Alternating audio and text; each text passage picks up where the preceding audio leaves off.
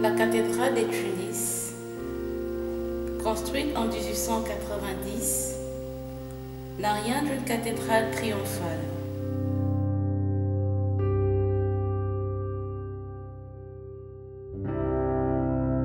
Derrière un porche de la fin du XIXe siècle, elle se présente extérieurement comme un monument simple sur la nouvelle avenue Bourguiba.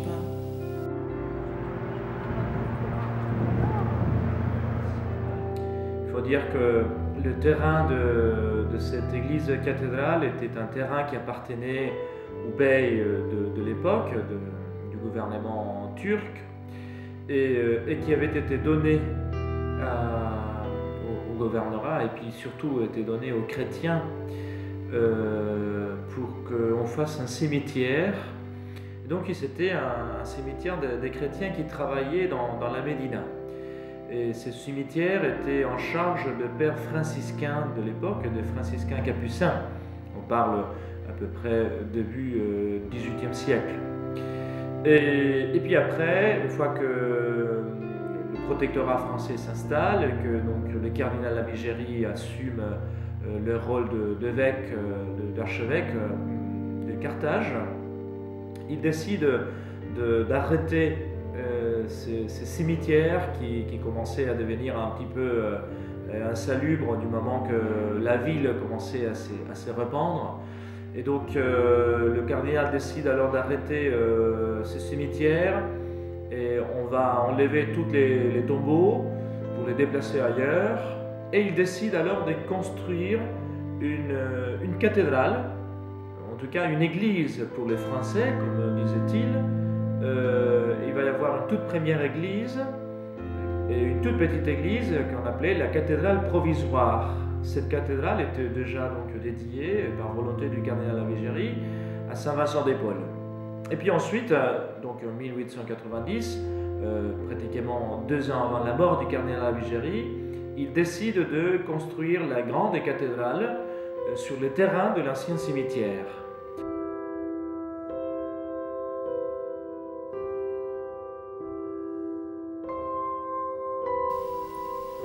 Extérieurement, elle attire cependant toujours l'attention et invite à la visite.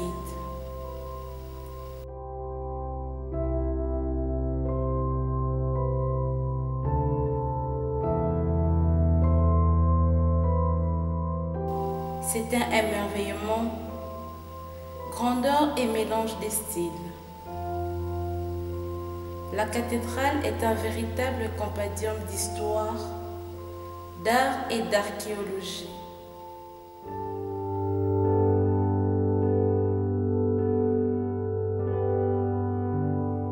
On commence à creuser pour trouver, pouvoir faire les fondations du bâtiment.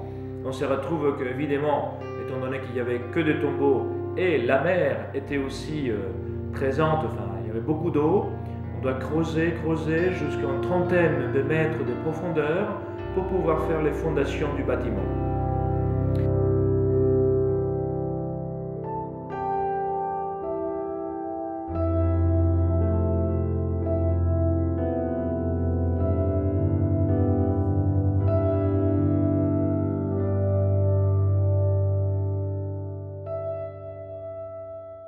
En 1975, les archives du diocèse montrent que dès cette date à nos jours, la cathédrale a subi d'énormes changements.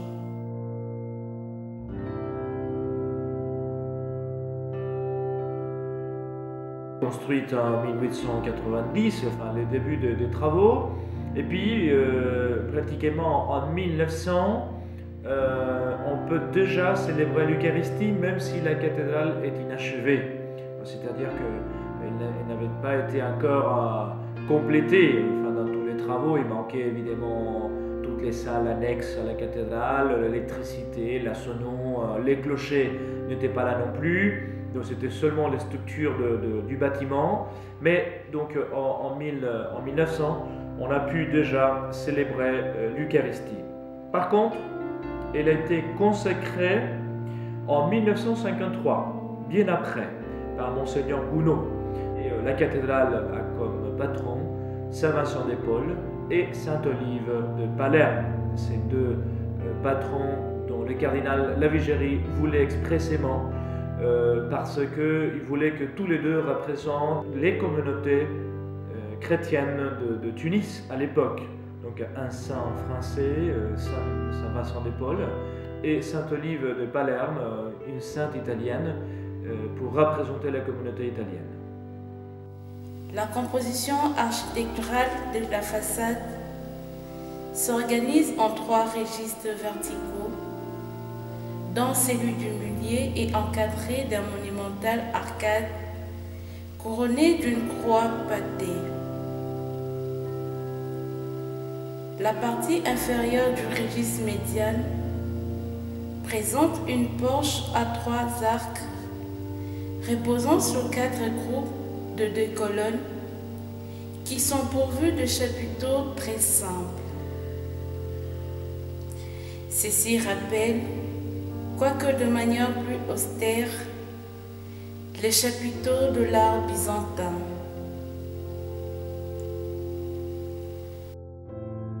Les arcatures de la façade sont surmontées d'une splendide mosaïque à fond doré, illustrant le Christ Pantocrator, signifiant Christ en gloire.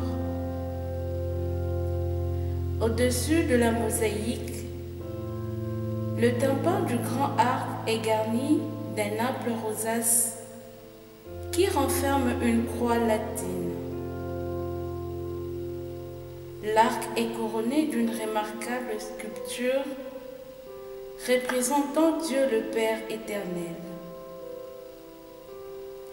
Cette œuvre fut réalisée par le sculpteur italien Salvatore Filgia.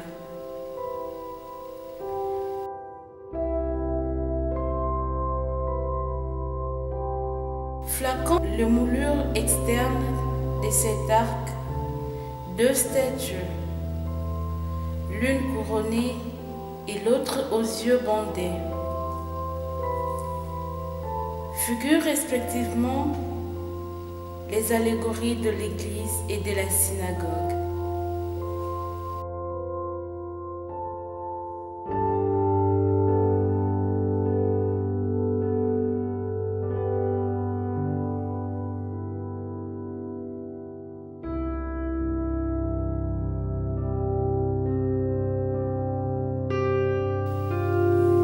Ce thème est ancien et remonte au Moyen Âge.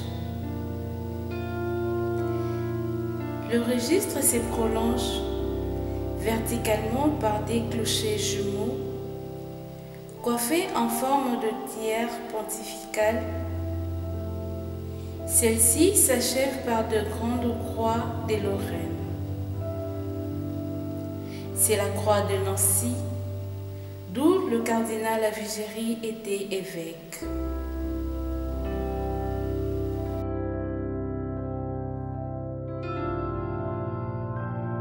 La croix que nous voyons sur le clocher de la cathédrale, cette croix qui a une sorte de double croix, c'est une croix typique qui vient évidemment d'une représentation orientale, et elle a été ramenée ici par le cardinal Lavigérie. En fait, quand le cardinal Lavigérie était évêque à Nancy, c'était la croix qui était utilisée à Nancy. En fait, c'est la croix, ce qu'on appelle la croix de Lorraine. Et donc, puisque le cardinal était évêque de Nancy d'abord, donc il avait cette croix qui appartenait au royaume de Lorraine et qui avait été donnée en même temps par le roi de l'Orient. Avait été donné au roi de la Lorraine, et donc le cardinal Lavigérie a pris cette croix comme symbole un petit peu de son épiscopat. Et c'est ainsi que quand ils viennent ici en Tunisie, ils ramènent cette croix très typique d'ailleurs, parce qu'on ne la voit pas ailleurs, cette croix qui représente un petit peu cette présence de l'Église de l'Orient et de l'Occident, unis dans la seule Église catholique, la seule Église de l'unité D'ailleurs, c'est un petit peu ce qui s'est passé ici au 1er siècle, alors que l'Église nord-africaine devait beaucoup de choses à l'Église orientale. La Cadlan cathédrale de Tunis, épousant la forme d'une croix latine, mesure 75 mètres de long sur 32 mètres de large.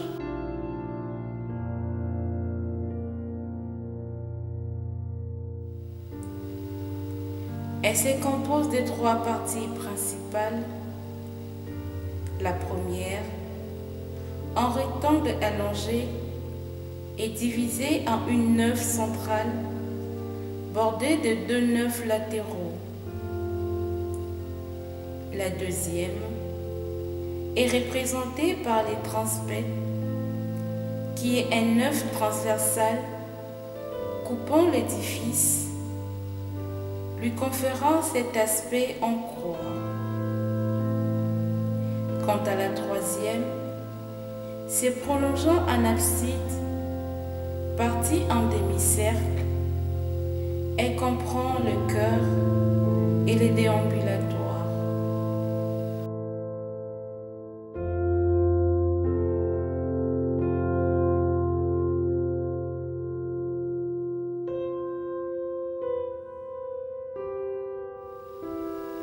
Son élévation consiste à 3 niveaux. La crypte,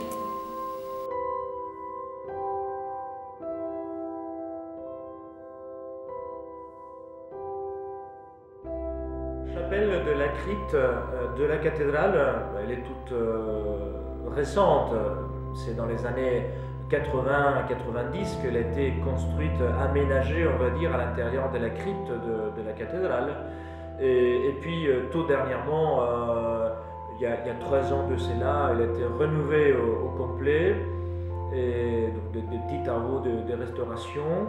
Et c'est maintenant, aujourd'hui, que nous célébrons les messes, notamment les messes de lundi soir. Nous les célébrons donc à la crypte, ainsi que dans d'autres moments de prière. Nous le faisons toujours dans cette chapelle de la crypte de la cathédrale. Les grandes arcades avec des chaises et des bancs destinés aux fidèles.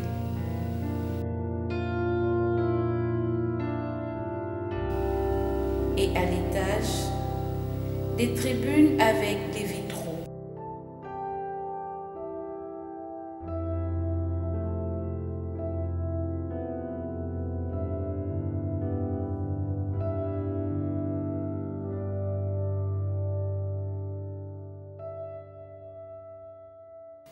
À l'extrémité des transepts, de grands vitraux, l'une de couleur rouge dominante, symbolisant la descente du Saint-Esprit sur la Vierge Marie et les apôtres, et l'autre de couleur bleue, symbolisant l'Assomption de la Très Sainte Vierge Marie.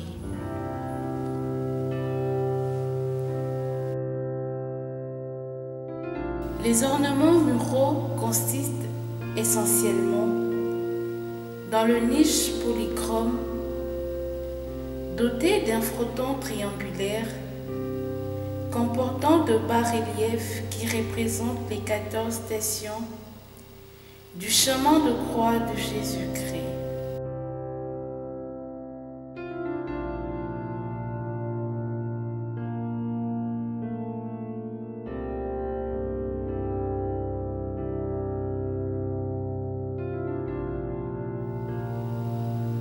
Séparant la nef du chœur, les transepts qui accueillent la chapelle du Sacré-Cœur et du Saint-Sacrement.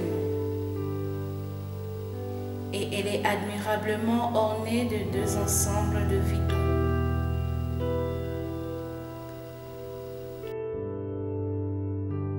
La chapelle du Saint-Sacrement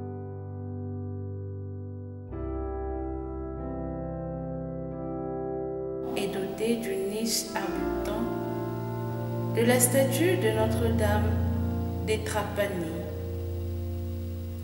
une dévotion sicilienne ainsi qu'un vitrail représentant Saint Roch, patron de la ville de Tunis.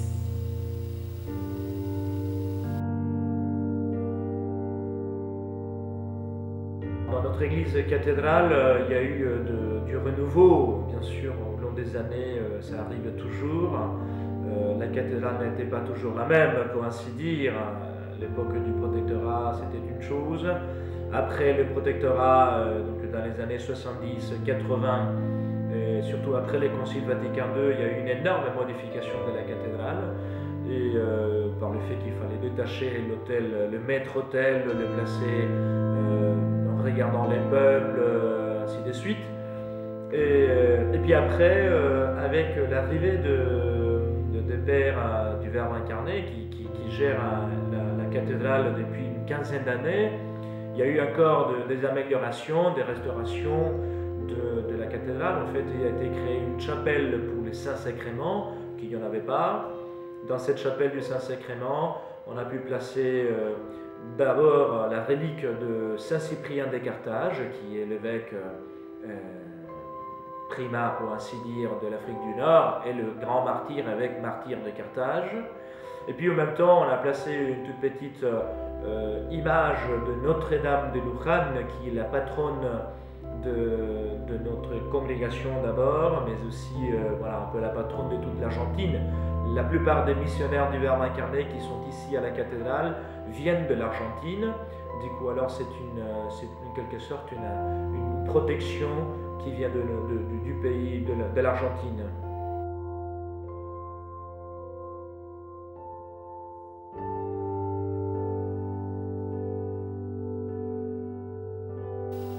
Cette chapelle possède le tabernacle original de la cathédrale,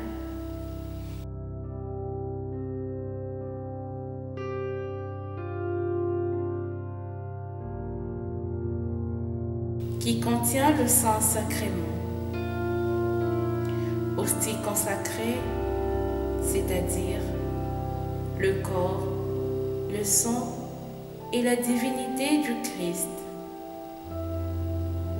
La croisée du transept est coiffée d'une coupole surpendative restaurée en 1997.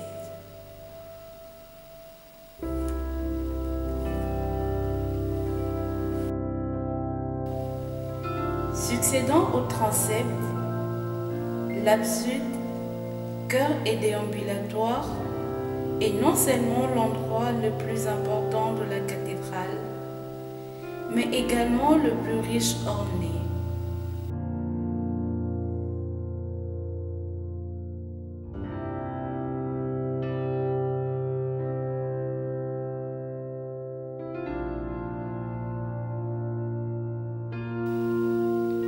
Ceci s'explique par le fait qu'il comporte l'autel majeur ou maître-autel, où est célébrée l'Eucharistie, c'est-à-dire la messe. Disposé sur une estrade, l'autel majeur date depuis la fin du XIXe siècle et elle est réalisée en marbre clair, incrustée de marbre polychrome et argumentée de 6 mosaïques imitant le panneau des céramiques tunisoises.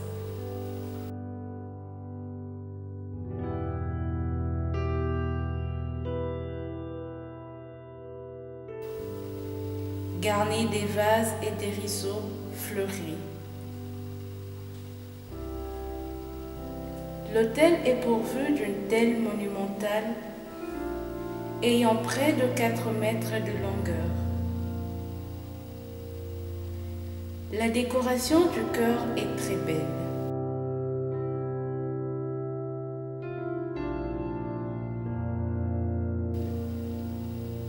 Ces derniers est rythmé de 9 arcades, dont les colonnes sont pourvues de plus beaux chapiteaux de l'édifice. Les hydrados, des arcs sont sculptés des symboles eucharistiques. inspiré d'ornements trouvés sur la lampe votive.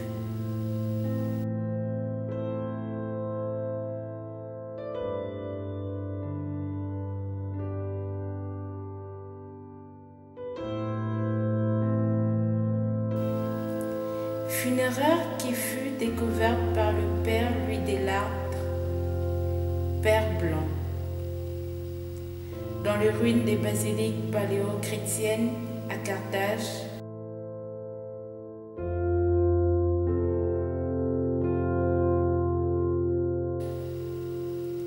La partie en hémicycle s'agrémente d'un remarquable décor des fresques. Au fond du chœur et depuis 1964, trône la belle statue à marbre blanc de Notre-Dame de Carthage.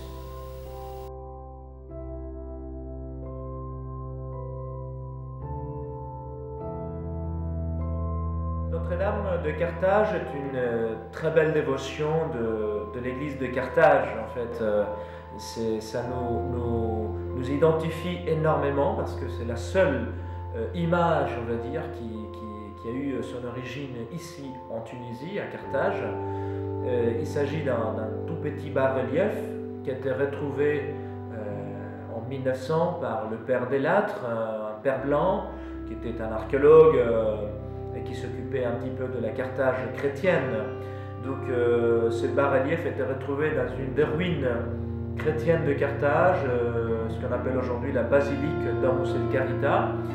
Et dans ce bas-relief, on voit parfaitement l'image de la Vierge Marie avec l'enfant, et c'est justement la présentation de la Vierge Marie au roi mage. La Vierge Marie qui est assise sous un trône, et puis l'enfant Jésus qui est dans ses bras. Même si le bas-relief a été très mutilé, évidemment, pour les temps passés, ce bas-relief a été reconnu comme un bas-relief du IVe siècle. Donc c'est l'une des plus anciennes représentations de la Vierge Marie en Afrique du Nord, et en bas-relief.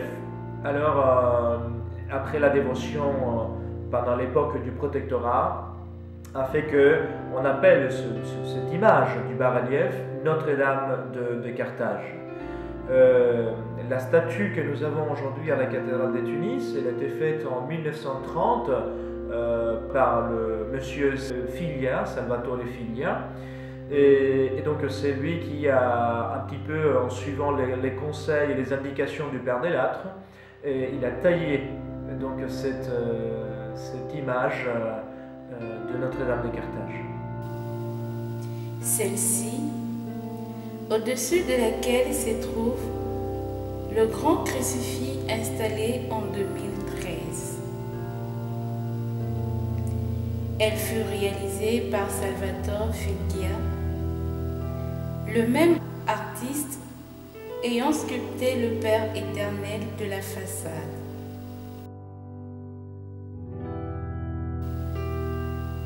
Autour du chœur, les déambulatoires se distinguent par l'existence sur ces murs d'un bas-relief et de 7 mosaïques récentes représentant de gauche à droite la croix byzantine, les 3 saints papes africains d'origine berbère, Saint Victor Ier,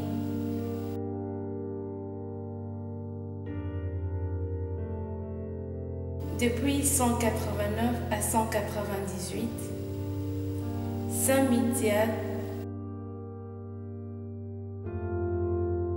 des 311 à 314, et Saint Gélas le premier, de 492 à 496. Les 2 saints papes, Jean-Paul II et Jean XXIII, qui ont eu à visiter la cathédrale le premier en 1996. Nous sommes heureux de vous accueillir en cette Tunisie que nous aimons et qui depuis presque 20 siècles a accueilli l'Église naissante. Petit troupeau, certes, mais diverses par la langue, la culture, les origines. Vous êtes une image parlante de l'Église universelle. Nous avons eu la grande joie dans les années 90, concret en 96, de la visite du pape Jean-Paul II, qui est venu dans cette église et cathédrale. En fait, il a fait une visite de la Tunisie dans une seule journée. Et il a pu alors célébrer l'Eucharistie dans cette église. En effet, on a quelques éléments qui conservent encore le souvenir de Jean-Paul II.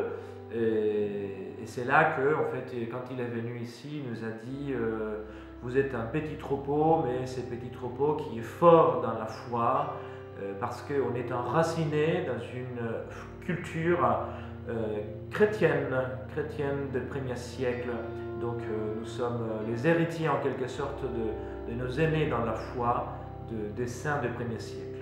Et le deuxième en tant qu'énos apostolique à Paris en 1957.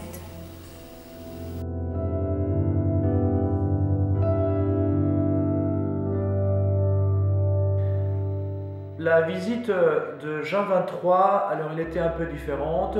C'était dans les années 50 lorsque Angelo Roncalli en fait était nonce apostolique à Paris.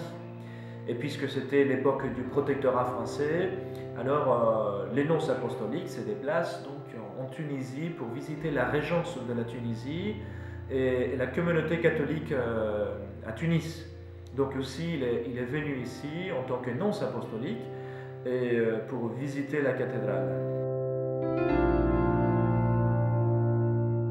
Ainsi que le baptême de Saint Augustin et le bas-relief d'une croix byzantine avec les monogrammes du Christ.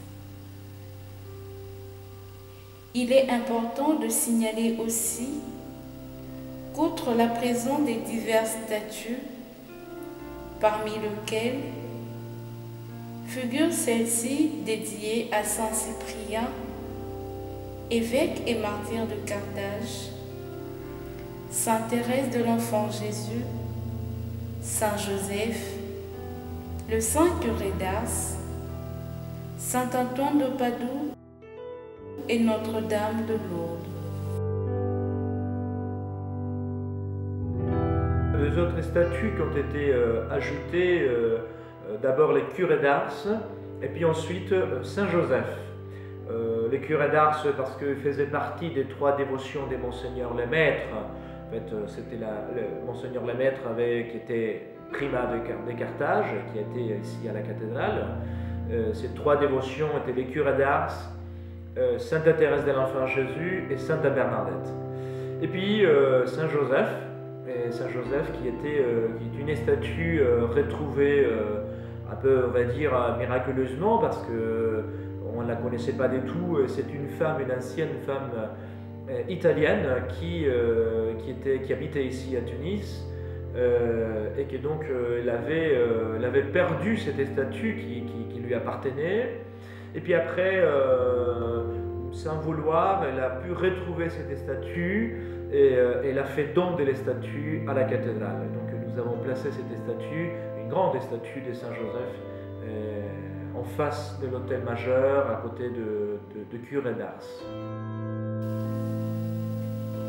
L'ameublement de la cathédrale comprend, entre autres, 2 confessionnaux en bois de chapelle du Sacré-Cœur.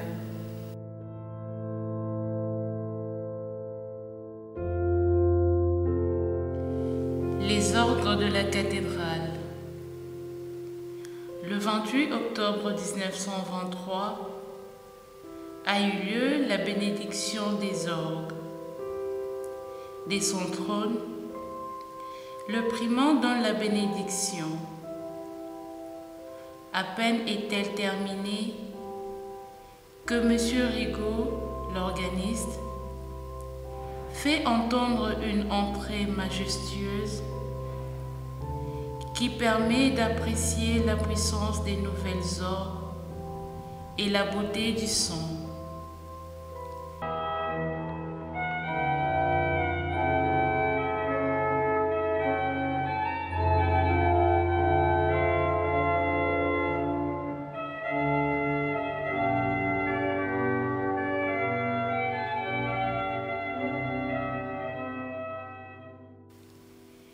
Les orgues de la marque Mutin-Cavalier-Coll ont été construites à Paris par décision archi-épiscopale en date du 26 septembre 1924.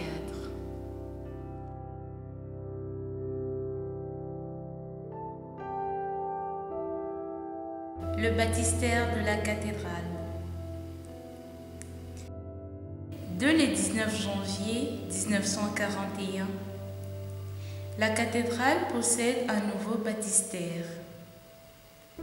Il est installé dans la chapelle de Notre-Dame des Trapani, à l'entrée gauche de la cathédrale, et séparé d'elle par une grille, aujourd'hui musée de la cathédrale.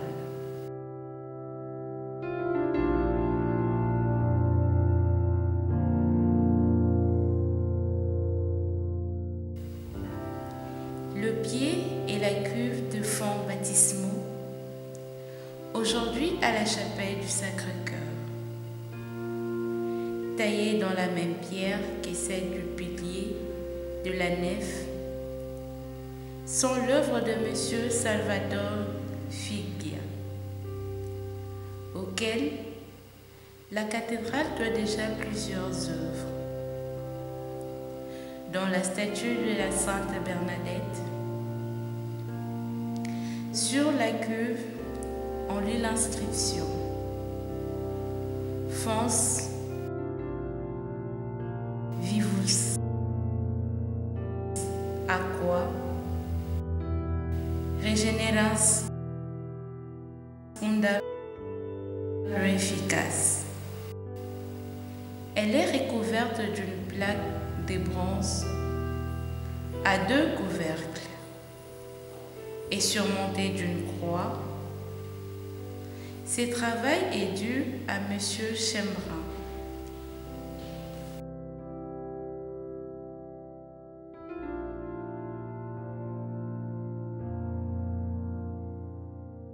Le reliquaire de la cathédrale de Tunis a été inauguré le 28 septembre 2014 à l'occasion de la fête patronale de la cathédrale.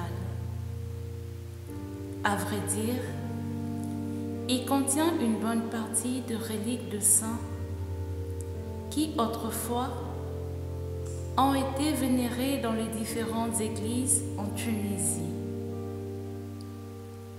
Pendant le protectorat, et désormais désaffectés au culte ou désacralisés, comme aussi quelques-unes des reliques vénérées au Carmel de Carthage, aujourd'hui école et bibliothèque privée.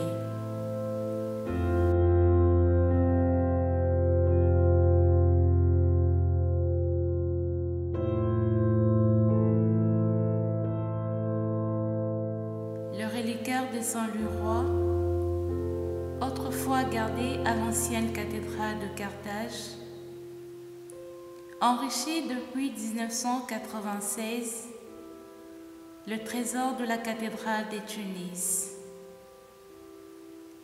Ce chef-d'œuvre a été ciselé à la demande du cardinal Lavigérie en 1886 par le célèbre orfèvre lyonnais Armand Calais.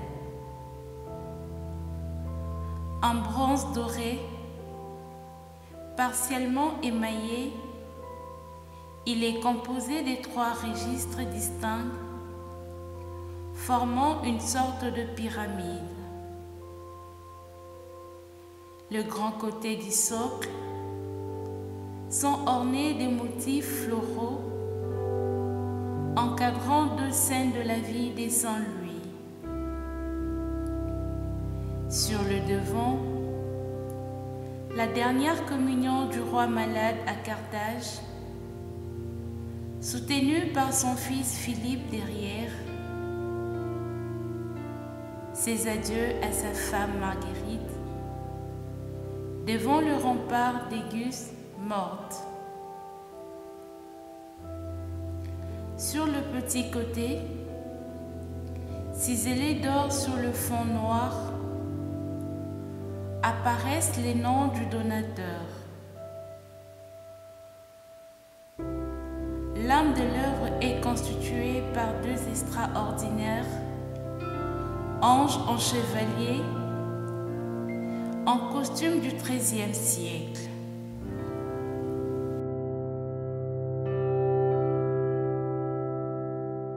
Celui de droite, symbole de la France chrétienne, se tient sur un écu d'or à la croix de Jérusalem de Guel et présente la couronne d'épines. Celui des gauches, figure de la France royale, sur un écu de France ancien, bordé de gueules, se tient délicatement le sceptre royal, aujourd'hui disparu. Encadrés par leurs ailes, ils portent à bout de bras un sudarium, un plateau sur lequel repose une sainte chapelle aux vitraux émaillés. Les reliquaires proprement dit est vide aujourd'hui. Les reliquaires contenaient une partie des vicernes de Saint-Louis, rapportées en Sicile par son frère cadet, Charles d'Anjou, en 1270, conservées ensuite à l'abbaye de Montréal, près de Palerme, puis offerte par François II de Sicile au cardinal Lavigérie. Elles sont conservées au reliquaire jusqu'en 1985, où Monseigneur Calin, prélat de Tunis, les donna à l'évêque de Saint-Denis à Paris le 16 octobre 2011. Elles sont solennellement transférées à la cathédrale de Saint-Louis de Versailles, où depuis elles sont offertes à la vénération de fidèles.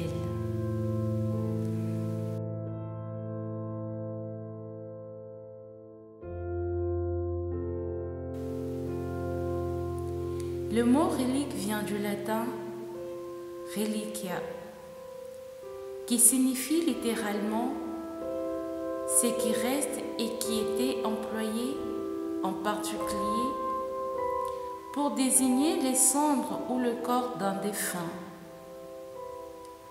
En français moderne, il n'est plus employé que pour désigner le corps de saints chrétiens, une partie de celui-ci, des objets qu'ils ont utilisés, auxquels l'Église rend un culte de vénération. Les reliques sont exposées dans une sorte de boîte appelée reliquaire. La pratique de la vénération des reliques de saints remonte au premier temps de l'Église. Le premier chrétien vénérait les tombes de martyrs. Lorsque nous vénérons un reliquaire, c'est parce qu'il contient de reliques. À travers ces reliques, nous vénérons le saint et adorons Dieu qui l'a conduit vers la sainteté.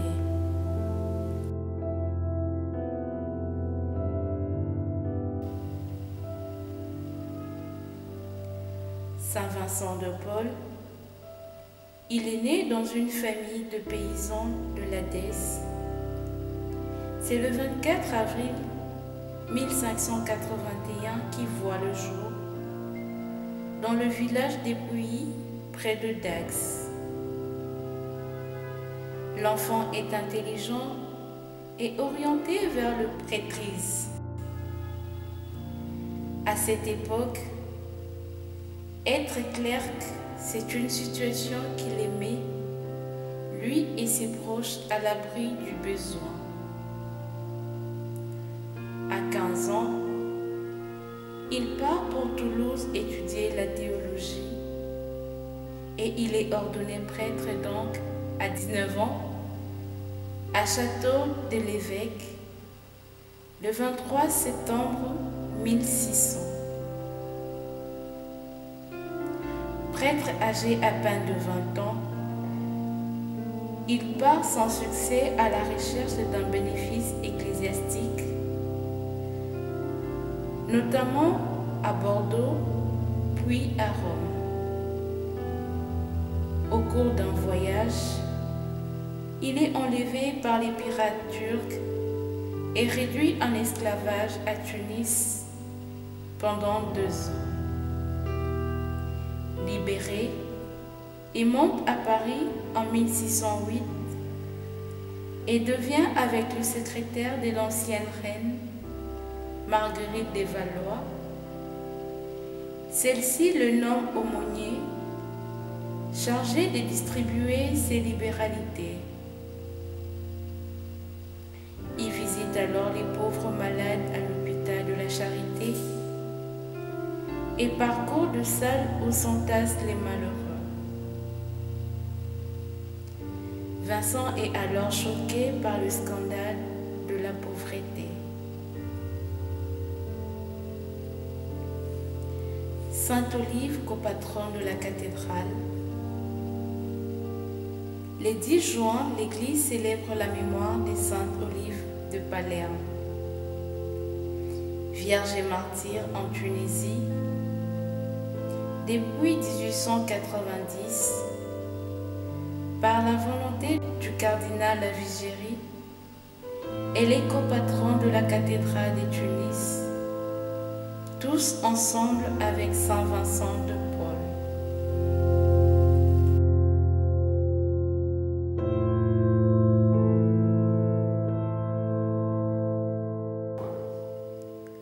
La cathédrale de Tunis est un baptiste vieil du 19e siècle.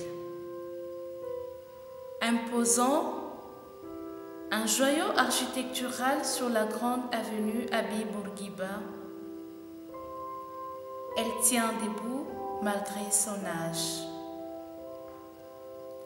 Aujourd'hui, à travers ces documentaires, nous découvrons tous ensemble ses forces ainsi que ses faiblesses. Alors, il appartient à tout un chacun de nous de reconnaître sa place à travers toutes les cathédrales du monde entier.